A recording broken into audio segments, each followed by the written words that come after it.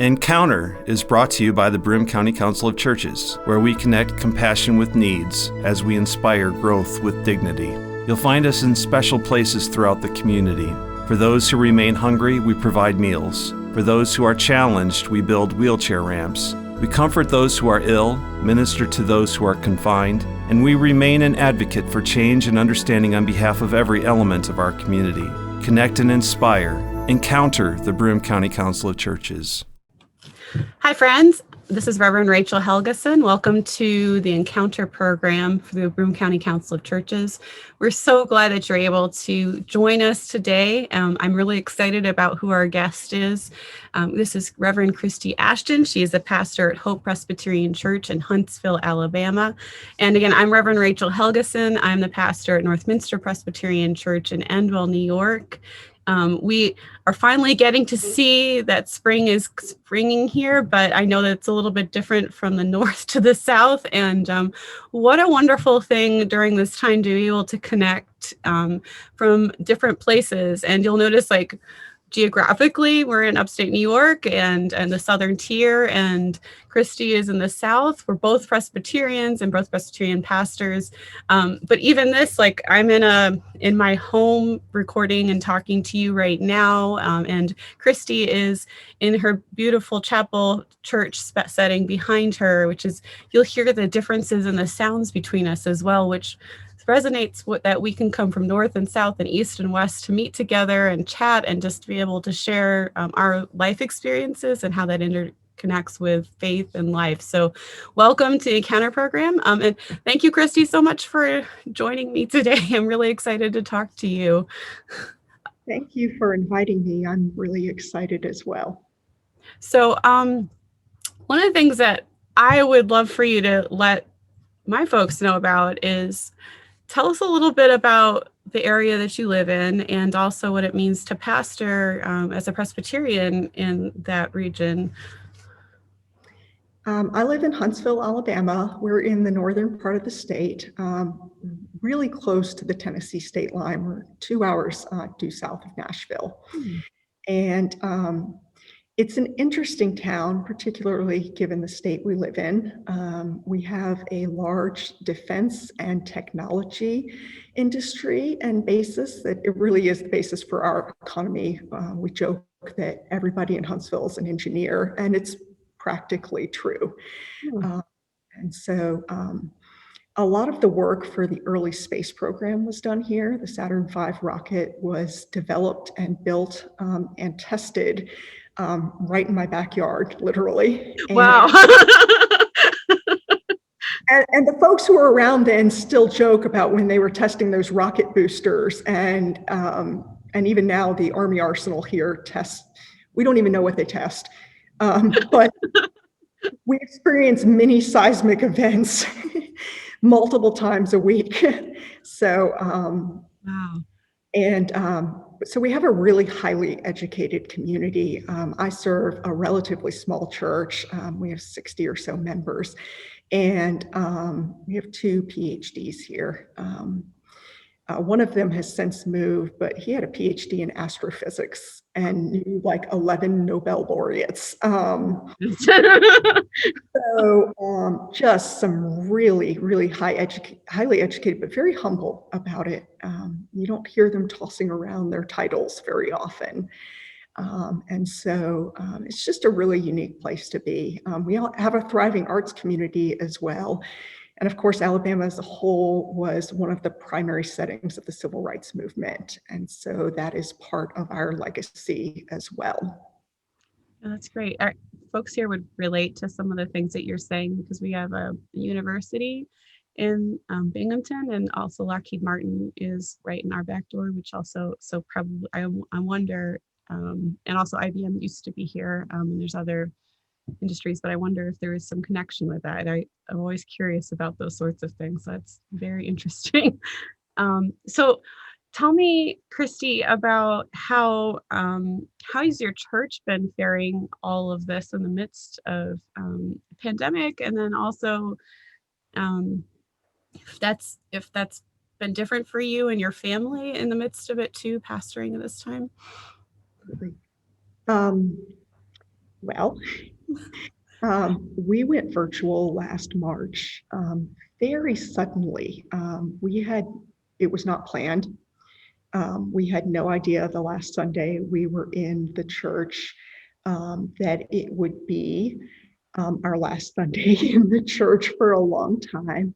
And that first Sunday, I was live streaming on Facebook from my computer in my living room, and have pictures of like my laptop balanced on a doll bed on, coffee table, and my children, my family were in the room with me because they were worshiping, and keeping them quiet, or the dog that would jump up in my lap, uninvited right in the middle of a sermon or a prayer.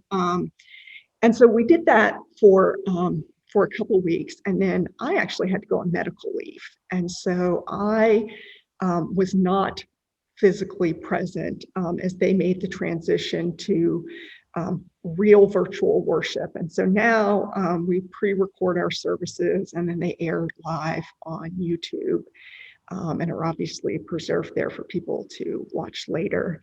Our session has just voted to go back in person on May 23rd. So this Sunday, this week is the last time I'm recording for a Sunday, but even when we go back in person, we're still going to be live streaming at the same time, because there are folks with medical conditions in the congregation, or people who may have difficulty getting out, and we want them to be able to continue to join in worship. It's actually been it's been a blessing to this congregation, because we have people who have been affiliated with our community here, our faith community, at various times, who maybe have moved even just 20 minutes out of town, but sometimes across the country. And they're able to join us in worship, along with just friends, strangers, people who probably wouldn't ever step foot in the church's door, but it feels less threatening to join, on YouTube. So it's actually, we've reached more people, I think, through online services than we imagined. But we went from cobbled together to full technology. It wasn't a problem because we're full of engineers, Right. But it's been a quick change over the last year, certainly, like it has for everyone. But yeah, it's definitely been a shift for sure. I know my own congregation, we had sounds very similar, that we have we have a lot of it. We have educated folks, but we really weren't. We had some small technology stuff, but not like we do now. I mean, it sort of was an impetus to move and be able to reach people. Yeah, Christie, I mean, one thing I resonated with what you said was, how are we reaching people that physically can't come?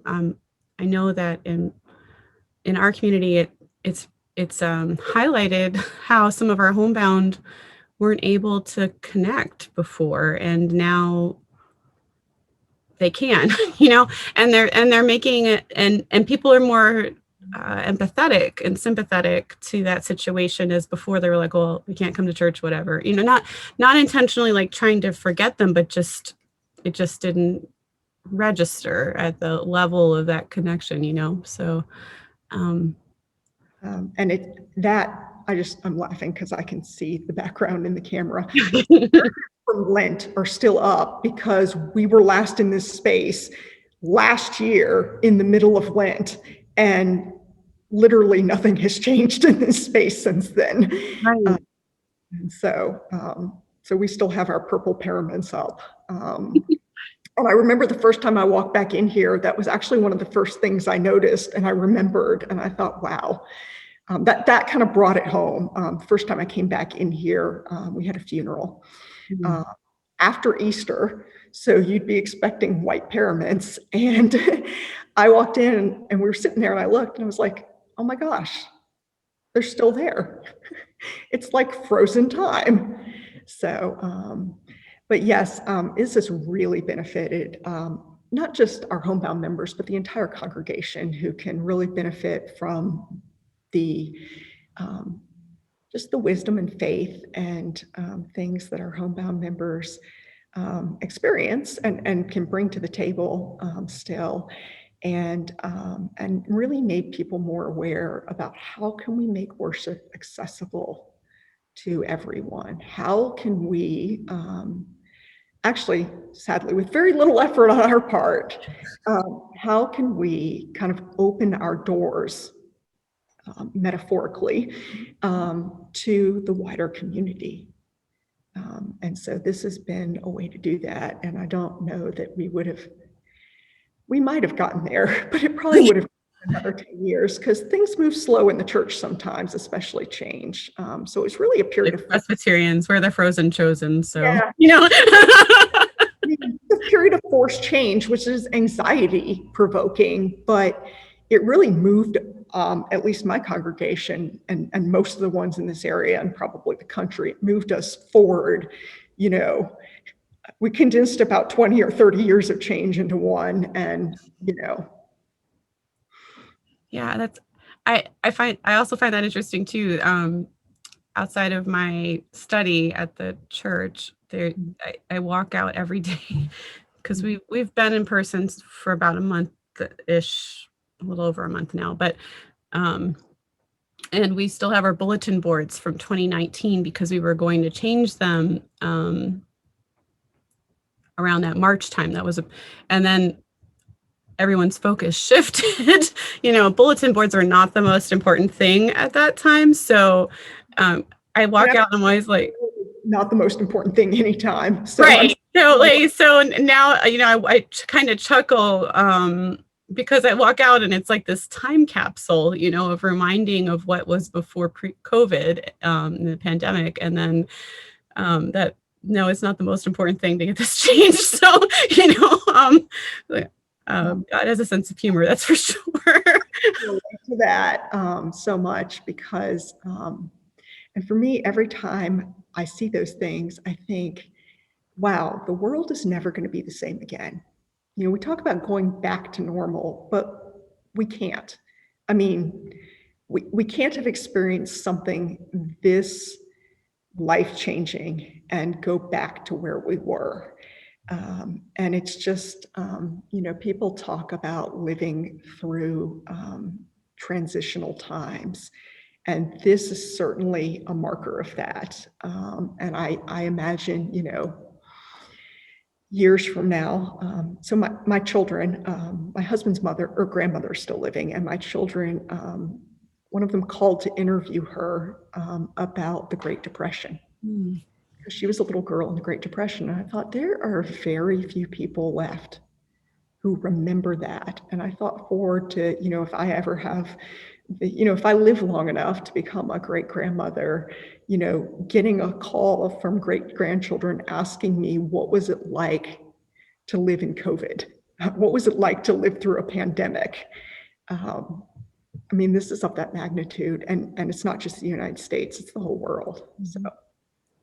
So friends, if you're just joining us, I'm talking with Reverend Christie Ashton. She is the pastor at Hope Presbyterian Church in Huntsville, Alabama.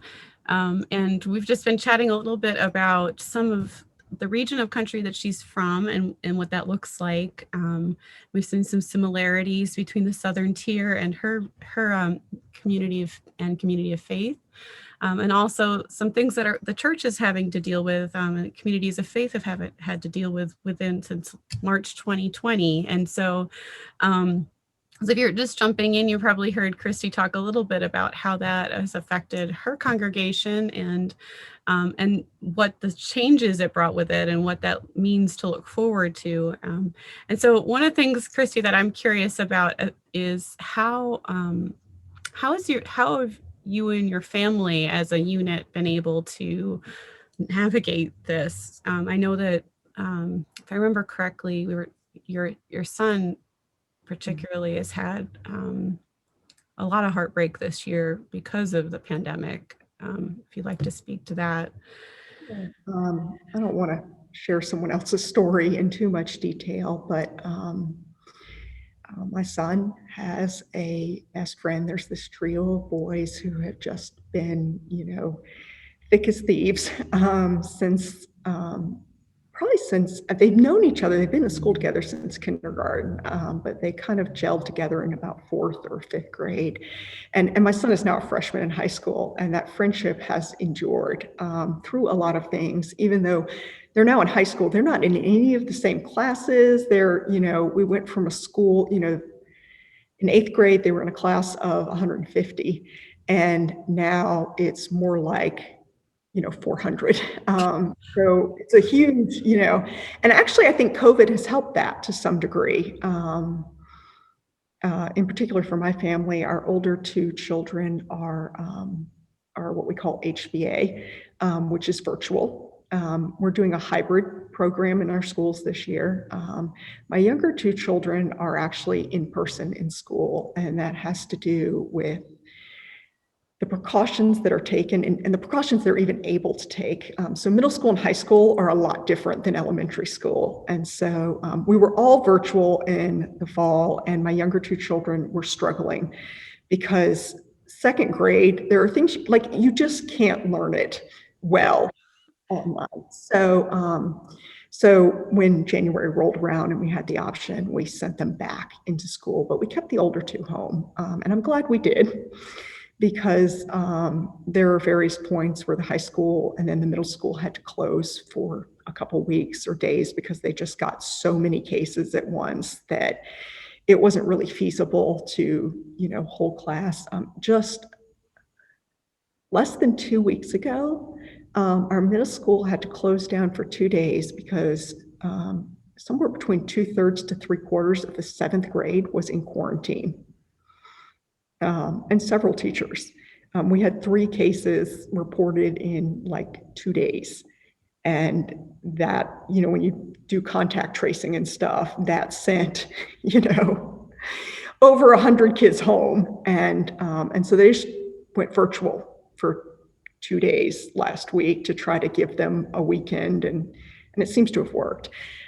But anyway, so yes, my son, who's in high school and has maintained these friendships, one of those young men's father came down with COVID at the end of January, and he had taken all the precautions, mask, hand sanitizing, social distancing, all of those things, and he caught COVID.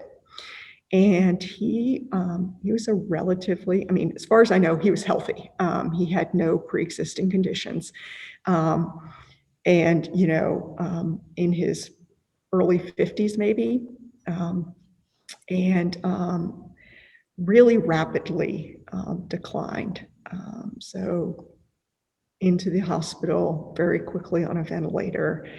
They transferred him to the larger university hospital 2 hours south of us so that he could be put on ECMO, which is where they take your blood out and oxygenate it and then put it back in your body.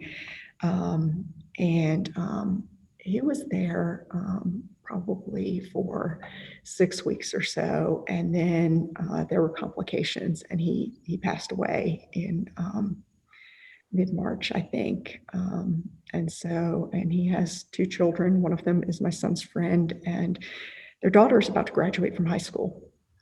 And so just my heart breaks for these kids, and this is someone we knew. Right. It's different when you're talking about somebody being sick and something happening. And this year has been so hard. So people, I think, have been trying to just survive, right? And just deal with the hand that they've been given. But when it becomes a friend of the family, it just changes your perspective on that. And particularly when there's kids involved, it just makes you realize how much the world has changed right there in front of you. It was encouraging for me, though, to see our section of Huntsville functions kind of like a small town almost, and to see not just the faith community at large, but even the wider community comes together to support this family. Some of them don't even know them. And so watching neighbors care for and care about other people. They are involved in a faith community of their own. But I think this man probably had over 100,000 people praying for him at one point or another, just as people shared the story. And so that even that concern for a relative stranger was, and I hear stories like that from other places too. And so that was encouraging. It sort of restored my faith in humanity to some degree. Sure. It wasn't that much in doubt, but you just see things and you go, oh my gosh, and especially this last year, there is so much tragedy in the world and divisiveness, and to watch a community come together has really been encouraging, inspiring, and in some ways comforting, because it's evidence for me, we're not alone. Sometimes in this period of isolation, when we don't see people very often, we are still not alone. Well, friends, I'm really grateful that Reverend Christie Ashton has joined us today to talk a bit about her community of faith, her larger community, and also divulge a little bit about her own family and how they've been weathering this, I guess it's over a year now. And so if you have found yourself just wondering where you are in all of this, or you feel like you need to connect, know that there's local communities of faith here in the Southern Tier. Or, of course, you heard Reverend Christie talk a little bit earlier about how you can get online and maybe you just need to connect someplace else. Go visit Reverend Christie's church on Huntsville, Alabama, for just a little difference, to hear the Southern version of what's going on. God works in mysterious ways. And so there's lots of ways to connect. And if that's the beginning of where you can find a little bit of hope in the midst of what may have felt like an endless sea of grief, know that pastors and faith leaders are here for you. Know that your neighbors are here for you, and that the broader community of faith is here for you too. And whatever way that we can support you through prayer, through worship, and just even if it just means connecting online and being able to chat that way too. So Christie, thank you so much for joining us on the Encounter program here in the Southern Tier, and showing us and talking to us a bit about what you've experienced and what your family and your community of faith is experiencing too. It's been a joy talking with you. Friends, we'll see you next week, and take care. God blessings. Bye-bye. Before we go, here's another look inside the Greater Good Grocery, new to Binghamton's North Side. It's part of the outreach of the Broome County Council of Churches. Our Encounter team visited shortly after the store opened, but we want to catch up with store manager Jack Seaman to see how things are going now. So the north side of Binghamton for the last about 25 years has been what you'd call a food desert, meaning that there's no access to a grocery store. And we are proud to be standing right now actually in the Greater Good Grocery Store, which is run by the Broome County Council of Churches, and all of the proceeds actually roll right back into the Council of Churches to support its existing programs like CHOW, Faith in Action, jail ministries, and hospital ministries. We're very fortunate to actually partner with a very successful program in Utica, New York called Bargain Grocer. It's a nonprofit grocery store that's been in operation for over 12 years now. And the model is very similar to the relationship that we have with the Council of Churches. All of the food is purchased. We do not sell donated food, and of course, anybody can shop here. What's your assessment of how things are going? So things are going pretty well over here on the north side. We're really excited to be in the community, to get to know the community, learn their needs, and really have them take ownership of this grocery store. Sales have been what you expected? Yeah, it's not ideal opening in the middle of a pandemic, but where we are right now is pretty much where we expected to be, and we're really hopeful that things are going to pick up. The community is going to really just receive this grocery store very well, and then of course the rest of the community hopefully will make use of this grocery store as well. Yeah, so as the weather changes, as the season changes, different produce items are available. So definitely, our produce is going to be seasonal. We're going to have certain things in stock that maybe we wouldn't normally be able to have at other times of the year. So we're really excited to partner with different distributors, different farmers, different growers to offer that to the community. And where does the fresh food come from?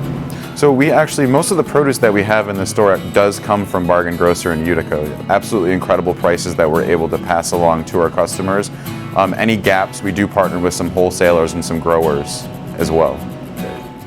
So we have a staff of 6 associates, 2 assistant managers, and then a driver who's actually responsible for getting all of the inventory to the store. So not only are we happy to be here on the north side to provide a grocery store and access to affordable items, but we're hopeful that this is going to have a ripple effect throughout all of Broome County. By the profits of this grocery store going into the Broome County Council of Churches, we hope that that's going to enrich the current programs of the council like CHOW, Faith in Action, Jail Ministries, and Hospital Ministries. We are at 435 State Street on the north side of Binghamton in the Canal Plaza housing structure. Our Facebook is just facebook.com/greatergoodgrocery, and that's where you'll find updates of things we have in the store, new items, prices, sales that are going on, and different promotions. So actually our neighbors are Catholic Charities, and actually Binghamton Housing Authority has an office here as well. And our neighbors are absolutely incredible. Right above us we have 48 affordable housing apartments as well. And yeah, we're happy to be in the neighborhood.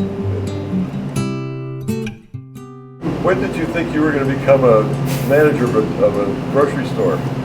So I have to be honest with you, growing up, I never saw myself standing where I am now. About 3.5 years ago when the council started looking into this project, it always just brought such a smile to my face. And originally I was at the CHOW program, but more and more I became involved in it, and I was given the opportunity to take this position, and it's really, really exciting. Definitely very unique work. And I never saw myself in this position, but I'm very grateful to be here. We've been talking with store manager Jack Seaman at the Greater Good Grocery at 435 State Street, run by the Broome County Council of Churches. Remember, all the proceeds from the Greater Good Grocery go into Council of Churches ministries and programs throughout our area.